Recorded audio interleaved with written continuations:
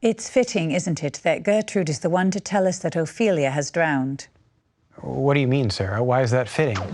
Well, on a superficial level, Gertrude and Ophelia are the two women characters in the play, but more importantly, with both of them, we see only partially into their characters. There's so much we don't know about either of them. I see what you mean, Sarah. They do have a lot in common.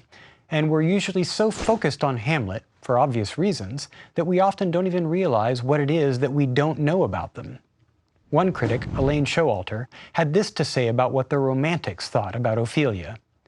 The Romantic critics seem to have felt that the less said about Ophelia, the better. The point was to look at her. Indeed.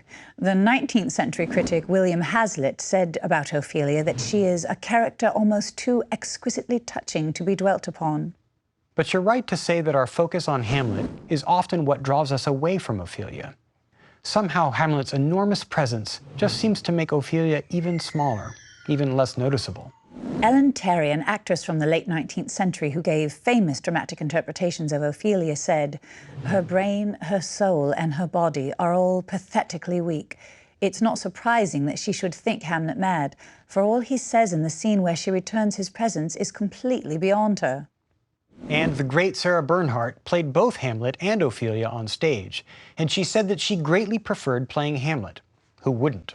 She says, "It is not male parts, but male brains I prefer. It is unquestionably a great delight for an artist to be able to interpret such a complex character as Hamlet, but Ophelia brought nothing new to me." I can't help but think this is primarily Shakespeare's doing. As many have pointed out, there is really no one in the play who is truly present for us except Hamlet himself. He's given almost 40% of the lines of the entire play. And as we've seen so often in our discussions here, even when he's not on stage, he's still the only thing everyone's talking about. One critic, Lee Edwards, said that, "We can imagine Hamlet's story without Ophelia, but Ophelia literally has no story without Hamlet." And yet, this very brute fact gives us some insight into Ophelia and her fate in the play. Ophelia's lack of independent story is an echo of her lack of independence more generally. When she becomes estranged from Hamlet and then loses her father at the end of Act 3, there's literally no place for her any longer. This brings to mind the cause of Ophelia's madness. Why does Ophelia lose her sanity? It must be primarily because of her father's death. She doesn't go crazy simply because Hamlet doesn't love her, does she? Most critics agree that it's the death of Polonius, Sarah. The critic John Draper says this quite concisely. Ophelia goes crazy because that father, whom she loves so dearly, came to a sudden and shocking end. And I suppose that anyone who did think that Ophelia's romantic difficulties caused her to go mad would have to deal with Claudius's own assessment of the issue. You'll remember that in Act 4, Scene 5, when Claudius sees her wandering about the castle singing, he tells Gertrude, "Oh, this is the poison of deep grief. It springs all from her father's death." That's true, Sarah, although he then does go on to at least mention Hamlet as a secondary problem.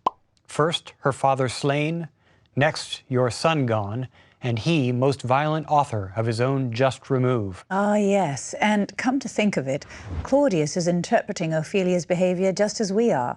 There's no reason why he'd be an absolute authority on the matter, is there? No, there isn't.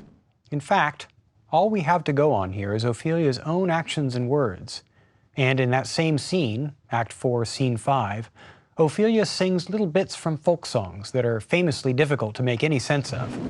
Some of them are clearly about death, but others are more vulgar and even sexually explicit. And this seems to suggest some connection with all of Hamlet's innuendos when we last saw Hamlet and Ophelia together. Some of the double entendres in Ophelia's songs were considered to be so crude that critics complained that the scene wasn't realistic. Where would such a well-groomed girl have learned such songs? At any rate, the cause of Ophelia's madness is not spelled out for us in the play. There are critics, like Carol Camden, for example, that believe that Ophelia becomes unbalanced because of her difficulties with Hamlet, and that her grief plays a secondary role. Yet others suggest that neither her father dying nor Hamlet treating her so roughly are really sufficient to make Ophelia go mad, and that she must have been already prone to mental instability. Perhaps Ophelia's insanity is just one more strikingly excessive element in Hamlet, to use T.S. Eliot's word. Just like Hamlet's own angry outbursts and moments of suicidal despair earlier in the play, Ophelia's descent into madness is another mysterious and slightly inexplicable event that keeps us returning to the play again and again.